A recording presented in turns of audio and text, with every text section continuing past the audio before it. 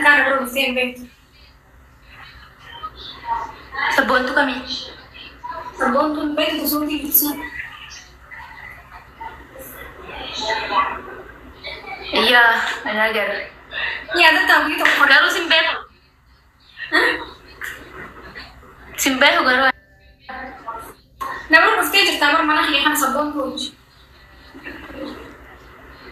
Yoo. Gaafa suutii jirtu kanii fi kitni xiqqoo kan saabuna dhuguutu. Haa? Suutii gisee jirtu haa. Qaama ammoo? Yani gisee san kitni kan saabuna bushaayii dhuguutu achi fiidee haasdee hojjitu anaan sabboontu bira biftee. Ni dalattee.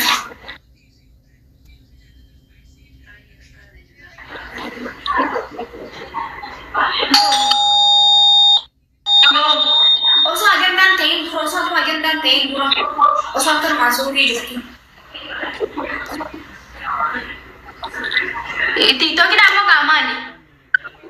TikTokidhaan qaamaani. TikTokidhaan mana bareeffataa ishee. Mii.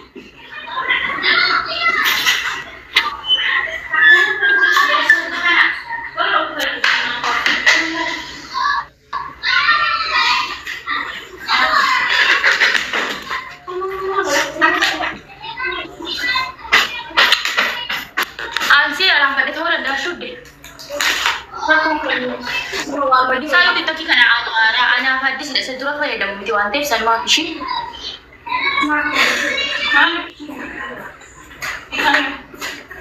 Kasih. Kadang-kadang komplain. Hah? Kadang-kadang sente gitu. Ya. Siapa? Amin. Ini blog ijala tadi 60 itu sih. Fatah ada shoot deh. Kuna follow si Dexter sih? Ani deh sih kalau kata Ani sama orang nak. Apa yang main follow si Dexter?